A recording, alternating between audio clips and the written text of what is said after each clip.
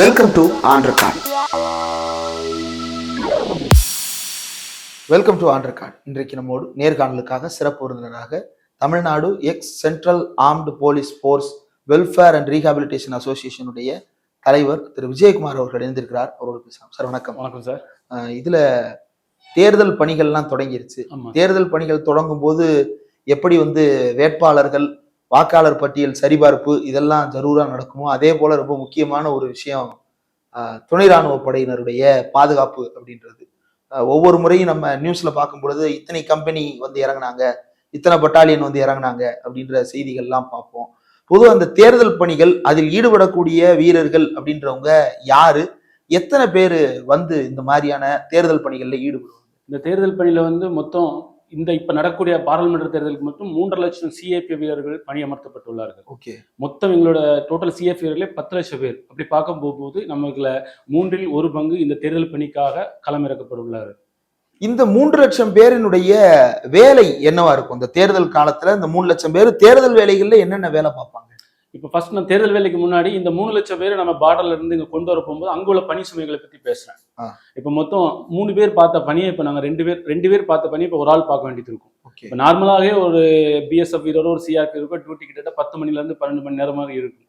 இப்போ அவங்கள ஒருத்தர் இங்க கொண்டு வர போகும்போது அவங்களோட பணி கூடுதல் சுமையாக இருக்கும். அப்புறம் என்னோட கேம்ப் மெயின்டெனன்ஸ், பார்டர் மெயின்டெனன்ஸ் எல்லாத்தையும் பார்க்கும் என்னோட ஒர்க் லோடும் அதிகமா இருக்கும். ஸோ மென்டல் டென்ஸ் கூட தான் ஆகும், மென்டல் ஸ்ட்ரெஸ் இதெல்லாம் கூட தான் ஆகும். ஓகே. இப்போ 10 லட்சம் பேர்ல 3 லட்சம் பேர் இங்க வந்துருவாங்க அப்படின்றது ஓகே. தேர்தல் பணிக்கும் பாதுகாப்பு தேவைப்படுது.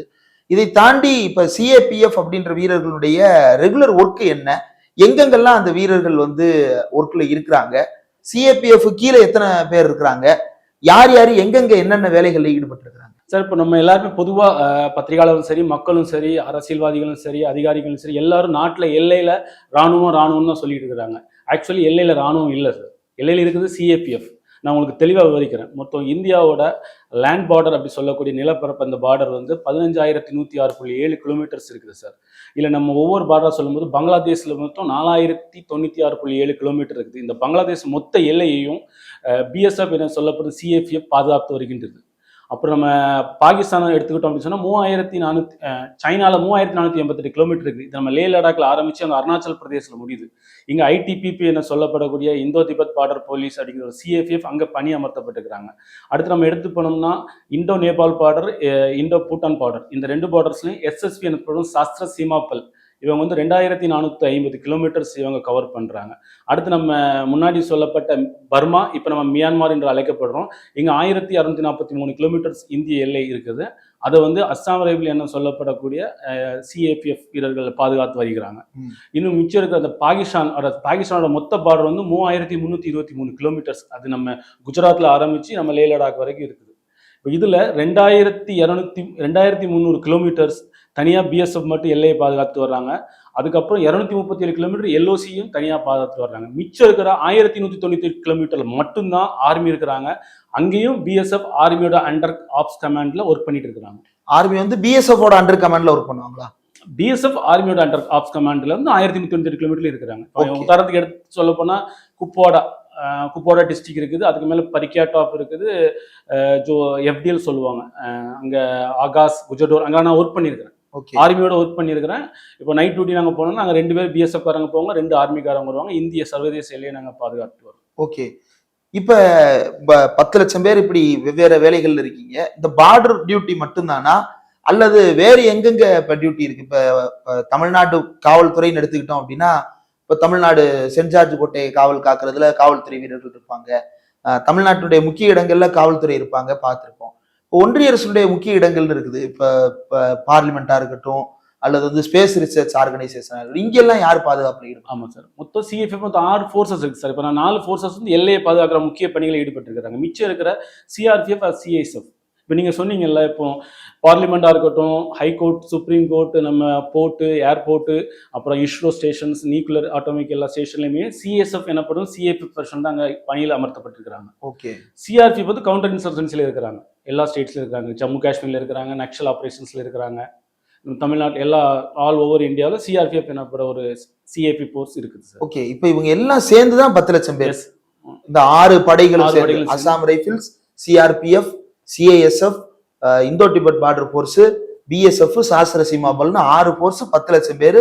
இதுல 3 லட்சம் பேர் இப்ப எலெக்ஷன் டியூட்டி 3 லட்சம் பேர் எடுத்திருக்காங்க. 3.5 லட்சம் பேர். அப்ப கிட்டத்தட்ட 1/3 போயிருக்கு. 1/3. இப்ப இந்த 1/3 வெளியே வர்றதுனால உள்ளுக்குள்ள இருக்கிறவங்களுக்கு எப்படி ஒர்க் லோட் அதிகமாகும்? அதான் ஏற்கனவே நான் சொன்ன மாதிரி சார். இப்போ பார்டர் எடுத்துக்கிட்டோம் அப்படின்னு சொன்னா, இப்போ எங்களுக்கு நாங்க 1/2 கிலோமீட்டர் நாங்க பாக்குறோம் அப்படின்னு சொன்னா, இப்ப நாங்க 1 கிலோமீட்டர் நாங்க அதை பாதுகாக்க வேண்டியது வரும். ஓகே, 1/2 கிலோமீட்டருக்கு ஒருத்தர் வந்து 1 கிலோமீட்டருக்கு ஒருத்தவங்க பார்க்க வேண்டிய சூழ்நிலை எங்களுக்கு கட்டாயத்தில் ஏற்படும். ஓகே. அப்ப அந்த சூழ்நிலையில ஆர்மி வந்து பாதுகாக்க மாட்டாங்களா? இல்ல சார், இல்ல இப்போ எடுத்துங்களா, பாகிஸ்தான் பார்டர் இருக்கட்டும், நாங்க சொன்ன அந்த ராஜஸ்தான், குஜராத், பஞ்சாப் அங்கெல்லாம் ஆர்மி கிடையாது சார். அப்ப இது வந்து இன்சர்ஜென்சில இருக்கிறவங்களுக்கு ரொம்ப பெரிய சிக்கலை ஏற்படுத்தாதா? மிலிட்டன்ஸ் வந்து ஈஸியா உள்ள வர்ற மாதிரி ஆயிராதா அப்படி ஒரு சூழ்நிலை வரும் பொழுது? அதுக்காக சார் 24/7 24/7 நாங்க கண்விழிச்சு பாதுகாத்துட்டு இருக்கோம், நாட்டை பாதுகாத்துட்டு இருக்கோம் பிஎஸ்எஃப். ஓகே. இப்ப இவ்வளவு வேலைகள்ல ஈடுபட்டு இருக்கக்கூடிய உங்களுக்கு இப்ப சம்பளம் அல்லது வந்து ஊதியம் அப்படின்றது என்ன? ஆர்மி அண்ட் சிஏபிஎஃப் ஏன் இப்படி 2ஆ இருக்கு? 2 பிரிவா வைத்திருக்க வேண்டிய காரணம் என்ன? இப்ப சம்பளத்தை எடுத்துக்கிட்டோம் அப்படின்னு சொன்னா, இப்போ நாங்க எங்களோட பேசிக் பே பார்க்கணும் சேமா, ஒரே ரேங்க் சேமா இருக்கலாம். ஆனா அவங்களுக்கு வந்து எம்எஸ்பின்னு சொல்றாங்க, மிலிட்ரி சர்வீஸ் பே அப்படின்னு சொல்லி ஒரு தனியான ஒரு அலோன்ஸ் கொடுக்குறாங்க. இப்போ நான் ஏற்கனவே சொன்னேன், இல்ல நானும் அதே டியூட்டி தான் பார்த்தாப்ல, என் கூட இருக்கிற ஆர்மி பர்சன் அதே டியூட்டி தான் பார்த்தாங்க.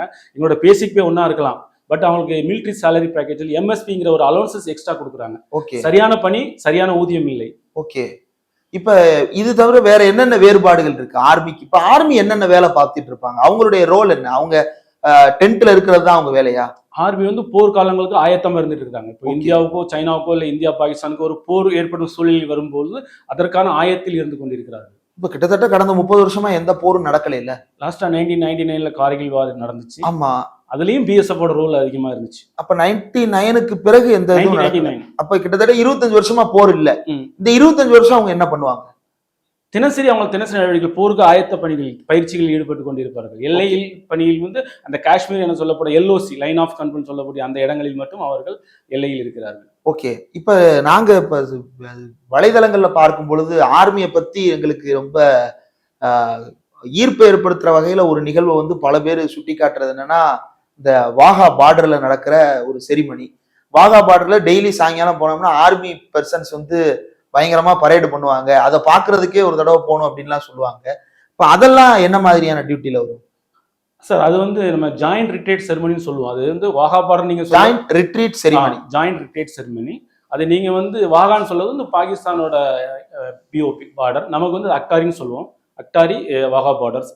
அதுல அந்த டெய்லி இந்த பரேட் பண்ணிட்டு இருக்கிறது வந்து பிஎஸ்எஃப் சார். ஆர்மி இல்லையா? ஆர்மி கிடையாது சார். பெருமையா சொல்றேன், பிஎஸ்எஃப் அந்த பரேட் பண்ணிட்டு இருக்காங்க டெய்லி. அது மட்டும் இல்லாம நம்ம பங்களாதேஷ் எல்லையில ஐசிபி பெட்ரோபோல் இருக்குது, வெஸ்ட் பெங்கால்ல இருக்குது. அப்புறம் அகர்தலால, திரிபுரால வந்து ஐசிபி அகர்தலான்னு சொல்லி இந்த 2 இடத்துலயும் கூடுதலா இதே ஜாயிண்ட் ரிட்ரீட் செரிமனி பிஎஸ்எஃப் பண்ணிட்டு இருக்காங்க. ஓகே. அது ஆர்மி பண்றது இல்ல? ஆர்மி கிடையாது. ஆனா பேர் என்னவோ ஆர்மிக்கு தான் இருக்குது. இப்ப வீரர்கள், சிஏபிஎஃப் வீரர்கள் அப்படின்றவங்க ரிட்டையர் ஆனதற்கு பிறகு அவர்களுக்கு கிடைக்கக்கூடியது, அல்லது சிஏபிஎஃப் வீரர்களுக்கு குடும்பங்களுக்கு கிடைக்கக்கூடிய பெனிஃபிட்ஸ் அப்படின்னு வரும் பொழுது என்னென்ன பெனிஃபிட்ஸ் எல்லாம் இருக்குது? ஆர்மி பர்சன்ஸுக்கு என்ன பெனிஃபிட்ஸ் இருக்குது? உங்களுக்கு அது எல்லாமே கிடைக்குதா?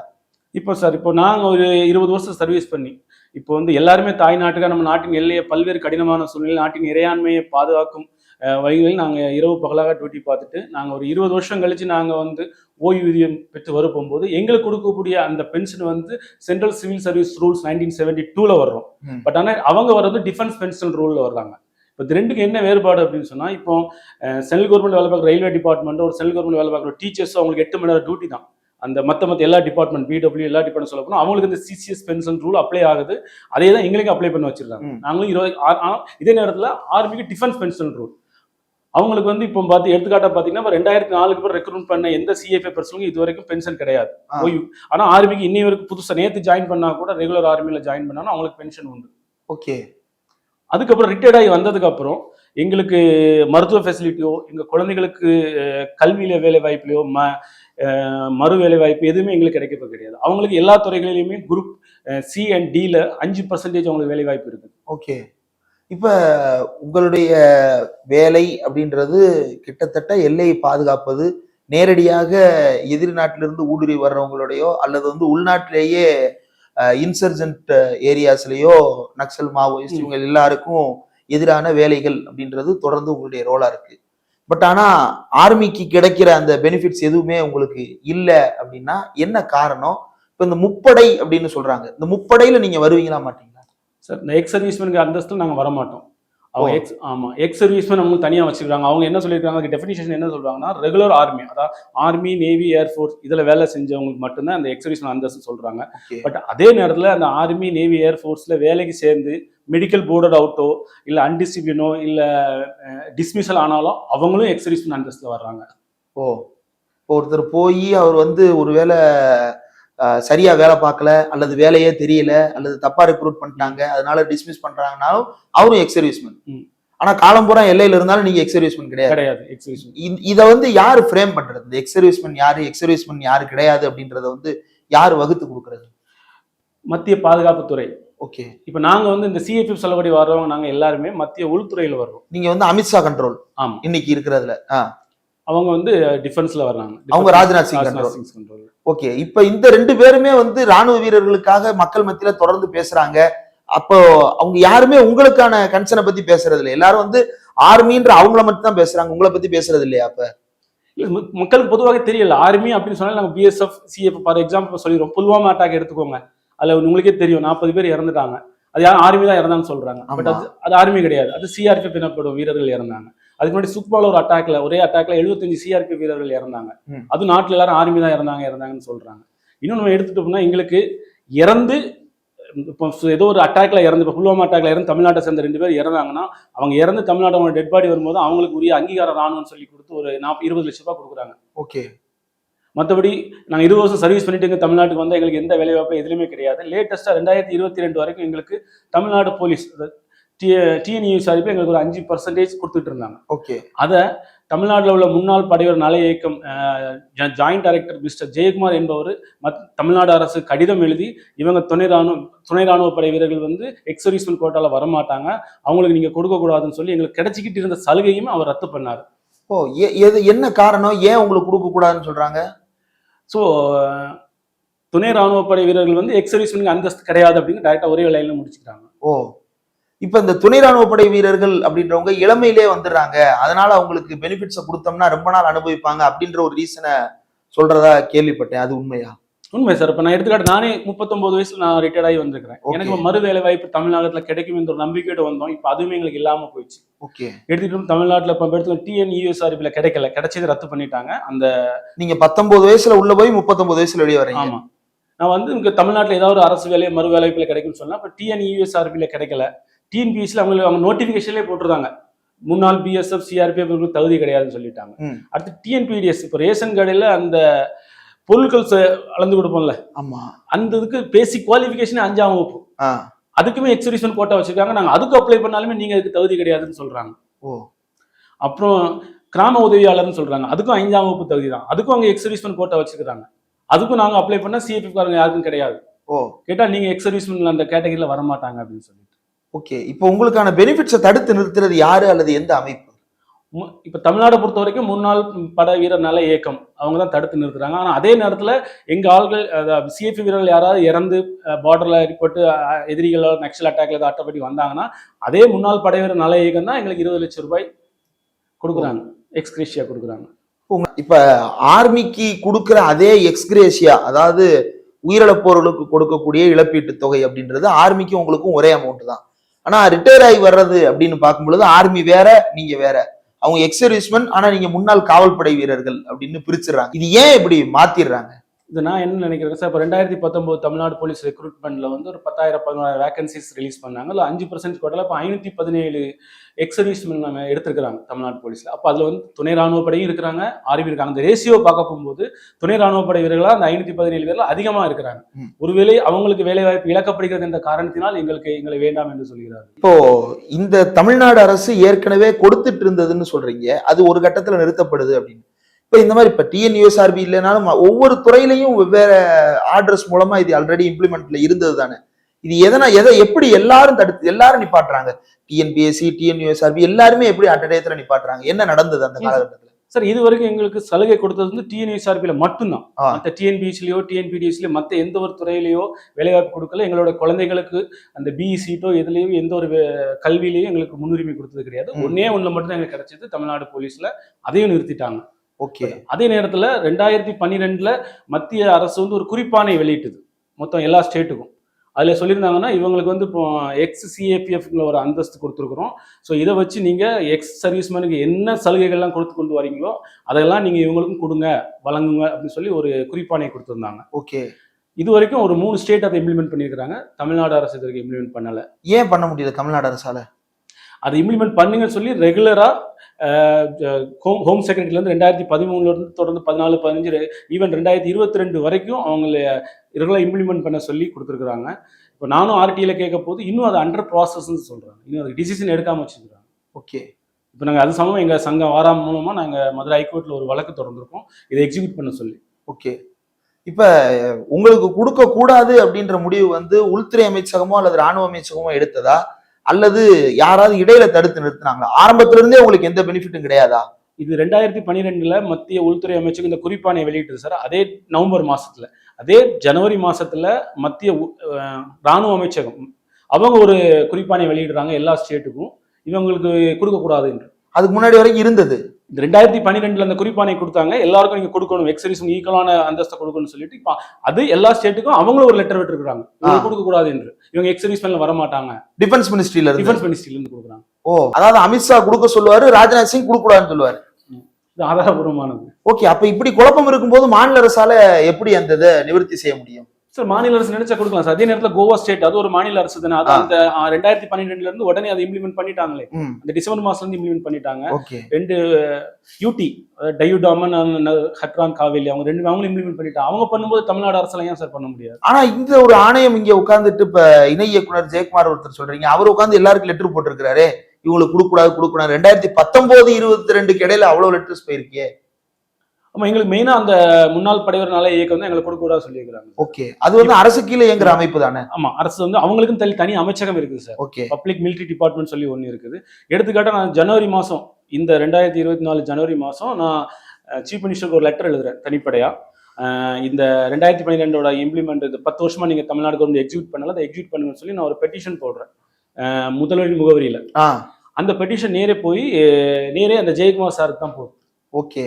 ஸோ அவங்க எங்களுக்கு தனித்துறை இல்லைங்கனால இப்போ ராணுவம் சம்பந்தப்பட்ட துறைனால அந்த துறைக்கு தான் போகும்போது அவங்க எங்களுக்கு திருப்பி அனுப்பிடுறாங்க, இது பாலிசி மேட்டர், நாங்கள் உங்களுக்கு கொடுக்க முடியாதுன்னு சொல்லிட்டு. ஓகே. ஸோ இந்த பாலிசி மேட்டர் டிசிஷன் எடுக்கக்கூடிய சிஎம் சீஃப் செக்ரட்டரி தான் சார். ஓகே. ஒரு முன்னாள் படைவீரர் நல இயக்கத்தில் உள்ள ஒரு ஜாயிண்ட் டைரக்டரோட முடிவு எடுக்க முடியாது, பட் ஆனால் அவங்க எனக்கு முடிவு எடுத்து அனுப்பியிருக்கிறாங்க. ஓகே. இப்போ தமிழ்நாட்டில் பார்த்தீங்கன்னா இவங்களுக்குன்னு சொல்லி, அதாவது துணை ராணுவ படைகளுக்கு ஒரு நல வாரியம் தனியாக இருக்குது, ஒவ்வொரு மாவட்டங்கள்லையும் இருக்குது. ஸோ எங்களுக்கு எதுவுமே கிடையாது. ரீசெண்டாக தமிழ்நாடு சீஃப் மினிஸ்டர்ஸ் அறிவிச்சாங்க, ஸ்விக்கி ஜொமோட்டோ போகிறவங்களுக்கு ஒரு நலவாரியங்கள் அறிவிச்சாங்க. அவங்களுக்கு கொடுத்த அந்த நலவாரியம் கூட எங்களுக்கு முன்னாள் ராணுவ படை வீரர்கள், முன்னாள் துணை ராணுவ படைகளுக்கு நலவாரியம் எதுவுமே அமைக்கப்படணும் நாங்கள் எதிர்பார்க்கிறோம். ஓகே. ஒருவேளை ஒரு நலவாரியம் அமைந்தால் அதன் மூலமாக பல்வேறு கோரிக்கைகள் நலவாரியம் அமைத்தால் எங்களுடைய அனைத்து கோரிக்கைகளும் தீர்வு காண்டுவிடும். ஓகே. என்னென்ன கோரிக்கைகள் உங்க பக்கம் இருக்கிறது? எங்களுக்கு மெயினாக கோரிக்கை சார் வேலை வாய்ப்பு. இப்போ எங்களுக்கு கிடைக்கக்கூடிய டிஎன்எஸ்ஆர்பி டிஎன்பிஎஸ்சி எல்லாத்துலேயுமே அவங்களுக்கு கொடுக்கக்கூடிய 5% இடஒதுக்கீடு எங்களுக்கும் ஒரு 5% இடஒதுக்கீடு கொடுத்தால் எங்களுக்கும் மறு வேலை வாய்ப்பு கிடைக்கும். அப்படின்னா அந்த 5%க்குள்ளேயே உங்களையும் சேர்த்துடலாம். அப்படி கொடுத்தாலும் சரி, எங்களுக்கு தனியாக 5% கொடுத்தாலும் சரி, தனியாக 5% கொடுத்தால் கூடுதலாக நன்றாக இருக்கும். ஓகே. இன்னும் அப்புறம் கல்வியில் இப்போ எங்களுக்கு குழந்தைகளுக்கு பட்டப்படிப்பு ஹையர் எஜுகேஷன் முடிச்சு பட்டப்படிப்பு போகும்போது அதில் ஒரு 5% எங்களுக்கு வேலை வாய்ப்பு இந்த கல்வியில் கொடுத்தால் எங்களுக்கு அது ஒரு முன்னேற்றம் கிடைக்கும். அப்புறம் மெடிக்கல், இந்த 3 எங்களுக்கு பயனடையலாம். ஓகே. இல்ல இப்ப சமீபத்துல கூட சொத்து வரி இதுல எல்லாம் விலக்கு கொடுப்பதாக சட்டப்பேரவையிலிருந்து ஒரு அறிவிப்பு பார்க்க முடியுது. அதுல உங்களுக்கு உண்டா, இல்ல அது உங்களுக்கு கிடையாது, எக்ஸ் சர்வீஸ்மேன் அப்படின்னு சொல்லக்கூடிய ஆர்மியில இருந்து ரிட்டையர் ஆனவங்களுக்கு மட்டும்தானா? சார் அந்த ஒரு ஜியோ வந்துச்சு 19/2/2024 தமிழ்நாடு அரசுல ஒரு ஜியோ வெளியிட்டு இருக்குது. அந்த ஜியோவில் வந்து முன்னாள் ராணுவ வீரர்களுக்கு மட்டும்தான் சொத்து வரி, வீட்டு வரி, தண்ணி வரி விலக்கு அளிக்கப்பட்டதாக. இதை பார்த்து நாங்கள் வியந்தோம். ஏனெனில் இந்த சட்டசபை கூட்டத்தொடருக்கு முன்னாடி நாங்கள் எங்களோட வாரா சார்பாக நாங்கள் போய் திரு வேல்முருகன் எம்எல்ஏ அவர்களை சந்தித்து எங்கள் குறைகளை முறையிட்டோம். அதன் எதிரொலியாக அவர் சட்டசபையில் எங்களுக்காக குரல் கொடுத்தார், முன்னாள் ராணுவ வீரர், துணை ராணுவ வீரர்களுக்கு சொத்து வரியில் விலக்கு அளிக்கப்பட வேண்டும் என்று. ஆனால் அதே தமிழக அரசு ஏற்றுக்கொண்டு பட் எங்களுக்கு அந்த அறிவிப்பில் வெளியிடவில்லை. ஓகே. இது சம்பந்தமாக 2022 மத்திய உள்துறை அமைச்சகமும் ஒரு கடிதம் தமிழ்நாடு சீஃப் செக்ரட்டரிக்கு அனுப்பப்பட்டுள்ளது. முன்னாள் துணை ராணுவ படை வீரர்களுக்கு சொத்து வரியில் விலக்கு அளிக்கப்பட வேண்டும் என்று. ஓகே. பட் ஆனா அது இம்ப்ளிமெண்ட் ஆகுறதுல பல தடங்கல்கள் தொடர்ந்து வெவ்வேறு வழிகளில் ஏற்படுத்தப்படும். அதற்கு காரணம் எங்களுக்கு என்ற முன்னாள் துணை ராணுவ படை வீரர்களுக்கு என்ன ஒரு நல வாரியம் இல்லை, ஒரு அமைப்பு இல்லை. ஓகே, ஒரு தமிழ்நாட்டில் தனி அமைச்சகம் இல்லை, தனி அரசு அதிகாரி இல்லை. ரைட். இந்த கோரிக்கைகள் அரசின் கவனத்துக்கு கொண்டு செல்வதற்கான முயற்சிகளை எடுப்போம். உங்களுடைய கோரிக்கைகள் வெற்றி பெற வாழ்த்துக்கள். இவ்வளவு நேரம் ஒதுக்கி இந்த நேரம் தந்ததற்கு மிக்க நன்றி. நன்றி சார்.